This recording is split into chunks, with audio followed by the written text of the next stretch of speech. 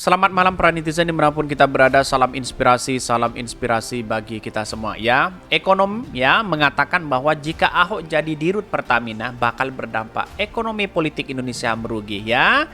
Ya jadi komisaris saja begitu kan seperti itu, wah gimana begitu kan kerugiannya begitu. Katanya mengatakan Ahok pada waktu itu ya Pertamina merem aja sudah untung begitu ya. Tetapi sekarang begitu, kenapa Ahok tidak merem biar ya Pertamina itu untung begitu kan. Sekarang sudah mulai ada nama yang mencuat begitu ya. Nama Ahok di situ di Dirut Pertamina, bayangkan begitu ya. Ada apa begitu kan? Ada seolah-olah begitu sesuatu yang kemudian masuk dalam tatanan itu begitu kan.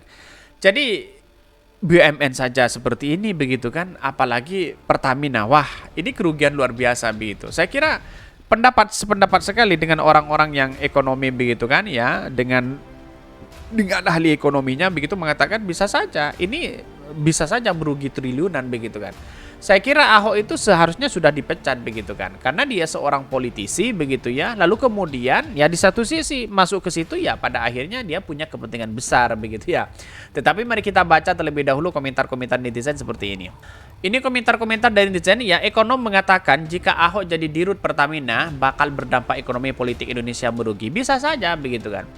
Bahkan ini pola pikir ya salah, ada yang mengatakan seperti itu. Prediksinya keren men ya. Waduh, janganlah kalau gitu ya. Sumber waras gimana? Termasuk Jokowi, ini banyak sekali begitu. Ada sesuatu yang kemudian kenapa harus itu begitu? Kenapa tidak pakar-pakar yang lainnya di situ begitu ya?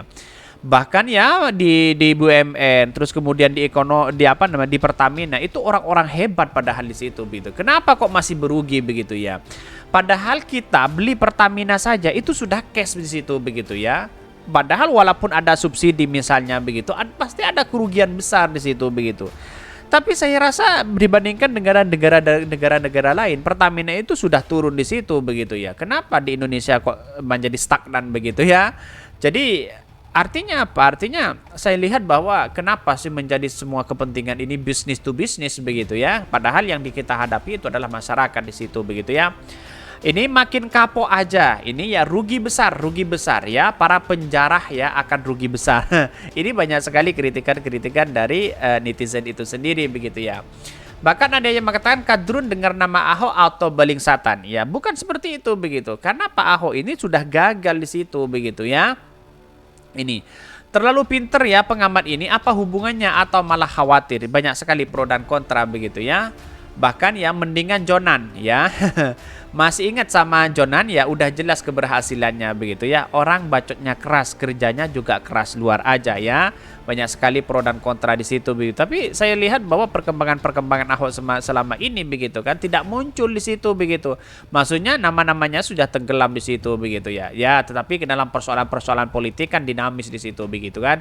Tetapi mari kita baca ya terlebih dahulu beritanya seperti ini.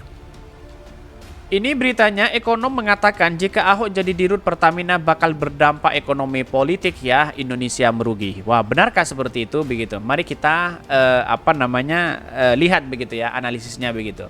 Wacana pengangkatan Basuki Cahayapurnama atau alias Ahok sebagai direktur utama Dirut PT Pertamina Persero jika benar terjadi maka berpotensi merugikan kondisi ekonomi politik Indonesia begitu. Karena dia kan seorang politisi begitu kan ya. Jadi memimpin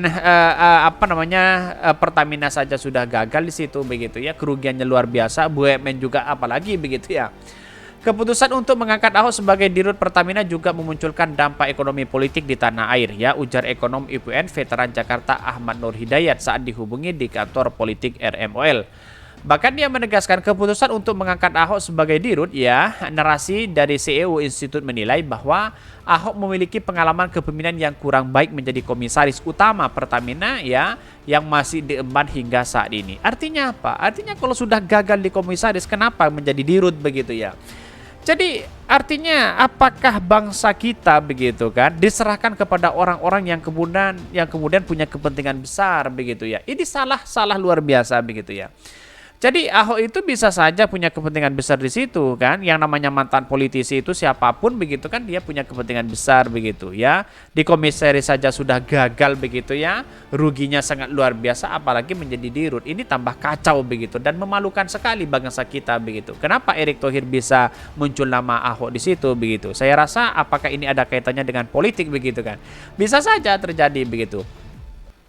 Bahkan evaluasi kinerja sebagai komisaris utama Pertamina, Ahok tidak mendapatkan sorotan positif. Banyak aspek kinerja Pertamina yang mengecewakan, termasuk kecelakaan yang sering terjadi dan kinerja keuangan yang terus merosot. Ini kan sudah jelas begitu, positifnya tidak ada ya.